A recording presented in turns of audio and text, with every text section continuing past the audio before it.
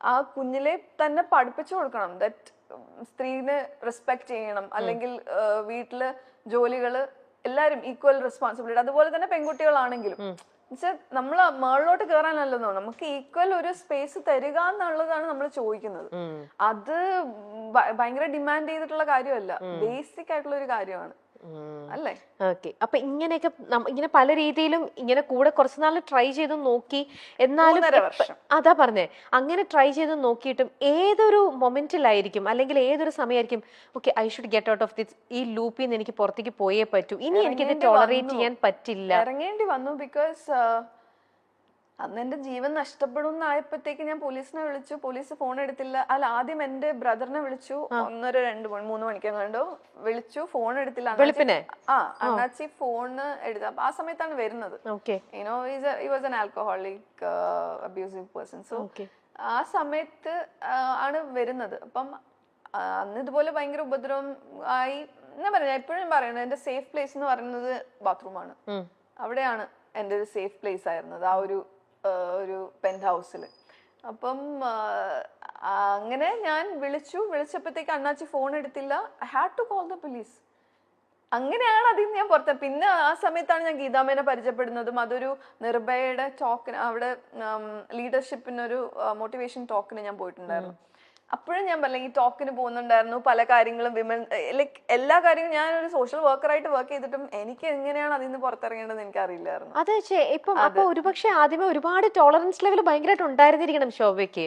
ആദ്യം കുറെ ടോളറേറ്റ് ചെയ്ത് ഈ പറയുന്ന പോലെ വെയിറ്റ് ചെയ്ത് ചാൻസ് കൊടുത്ത്, ഐ മീൻ ഇനിയും ശരിയാവും എന്നുള്ളൊരു പേഷ്യൻസ്. എങ്ങനെ നമ്മള് ഫേസ് ചെയ്യും, ഫാമിലി എങ്ങനെ, പേരൻസ് എങ്ങനെ ഇത് ഉൾക്കൊള്ളും? ബിക്കോസ് ഫാമിലിയിൽ ആരും ഡിവോഴ്സ്ഡ് ആയിട്ടില്ല ഇതുവരെയായിട്ടും. അതുപോലെ തന്നെ സൊസൈറ്റീനെ എങ്ങനെ ഫേസ് ചെയ്യും നമ്മൾ? ഒരാൾക്ക് അങ്ങനെയൊക്കെ എപ്പോഴായത് ഈ 3.5 വർഷം ബോൾഡ് എന്ന് പറഞ്ഞാൽ ഓക്കെ. ഞാൻ പറയില്ലേ, ആദ്യത്തെ ഒരു ഫസ്റ്റ് ട്രിപ്പോട് കൂടിയാണ് ഞാൻ ഒരു ഒറ്റയ്ക്ക് യാത്ര ചെയ്യാൻ തുടങ്ങിയപ്പോഴാണ് ഈ ബോൾഡ്നെസ് ഒക്കെ വന്നു തുടങ്ങിയത്. അതുപോലെ തന്നെ ഇൻഡിപെൻഡന്റ് ആവാൻ തുടങ്ങിയപ്പോഴാണ് ഈ ഒരു ബോൾഡ്നെസ് വന്നു തുടങ്ങിയത്. ഇതൊക്കെയാണ് ചില ഫാമിലീസ് ചിലപ്പം പൈസ ഉണ്ടാവും, ചിലവര് ഇൻഡിപെൻഡന്റും ആയിരിക്കും, ജോലി ചെയ്യുന്നവരായിരിക്കും, പക്ഷെ ചിലപ്പോ കുഞ്ഞുങ്ങൾ ഉണ്ടാവും, അവരായിരിക്കും അവരുടെ ഒരു ഫിയർ. ചിലപ്പം അവരുടെ ഈ പറഞ്ഞ പോലെ എന്താ പറഞ്ഞ പേരൻസ് ആയിരിക്കും അവരുടെ ഫിയർ. അച്ഛനമ്മക്ക് വിഷമാവില്ലേ, അല്ലെ സൊസൈറ്റി എന്ത് പറയും. അതുപോലെ തന്നെ ഈ പറഞ്ഞ പോലെ കുട്ടികൾ, മിക്കവർക്കും കുട്ടികളായിരിക്കും. അതുപോലെ തന്നെ സേഫ് ആയിട്ടുള്ള പ്ലേസോ സൊസൈറ്റി എന്ത് പറയും, അവരെങ്ങനെ കാണും ഒരു ഡിവോഴ്സി ആണെങ്കിൽ, അല്ലെങ്കിൽ സെപ്പറേറ്റഡ് ആണെങ്കിൽ, മറ്റുള്ളവർ ഇവരെ നമ്മളെ അറ്റാക്ക് ചെയ്യാൻ വരുന്നത്, ലൈക്ക് യുനോ ഒരു സേഫ് അല്ല, ഒരു ഒറ്റയ്ക്കാണ് ഇതെന്ന് ജീവിക്കണം എന്ന് പറയുമ്പോഴത്തേക്ക് വരാൻ പറ്റുന്ന എങ്ങനെ അതിനെ ഹാൻഡിൽ ചെയ്യും എന്ന് അറിയാം. Fear, everything is like based on that fear. ആ ഫിയറിൽ നിന്ന് പുറത്തിറങ്ങിയാലേ ഫോർ മീ ലൈക്ക് എന്താണ് സക്സസ് എന്ന് പറഞ്ഞാൽ ആ ഒരു ഫ്രീഡം ആണ്.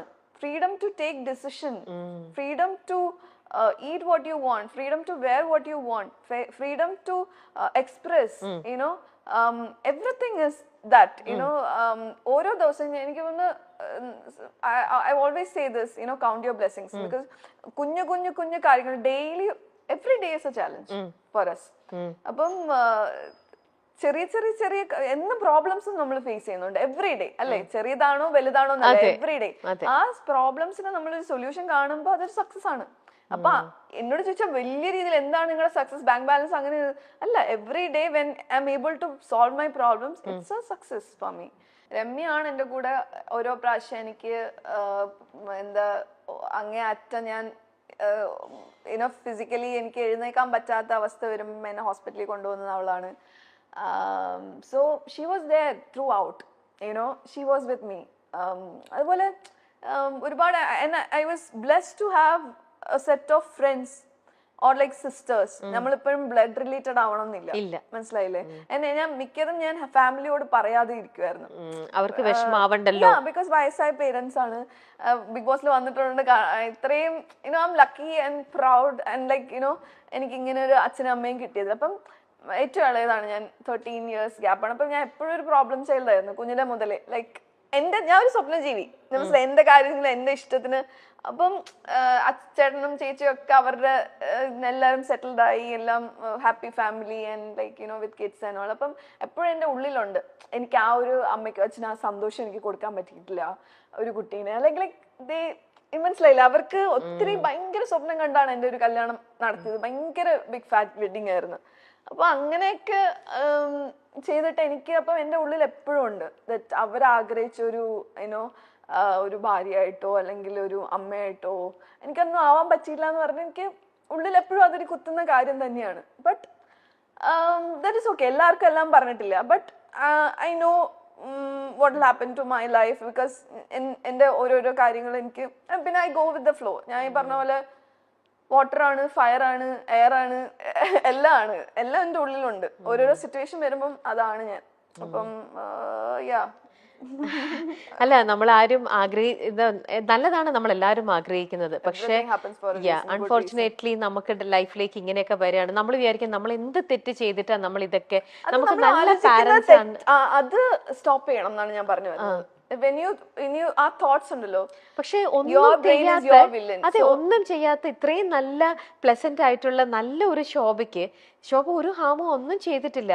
തലേവരെ നമ്മൾ പറയില്ലേ, ദൈവം എന്തിനാണ് ഇത്രയും നല്ല പാരന്റ്സിന് ഇങ്ങനെ നല്ലൊരു കുട്ടിയെ കൊടുത്തു, ആ കുട്ടിക്ക് ഇങ്ങനത്തെ കുറച്ചൊരു ലൈഫിൽ നമ്മൾ ഒരിക്കലും ആഗ്രഹിക്കാത്ത ട്രോമ. പക്ഷെ ആ ട്രോമ ആ ട്രോമേനെ ട്രോമയായിട്ട് കാണാതെ ആ ട്രോമേനെ ഒരു ഡ്രൈവിംഗ് ഫോഴ്സ് ആയിട്ട് കാണാം നമ്മുടെ ലൈഫില്. ആ ഡ്രൈവിംഗ് ഫോഴ്സ് വേണമായിരുന്നു ശോഭയ്ക്ക് മുന്നോട്ടുള്ള ലൈഫിലേക്ക്.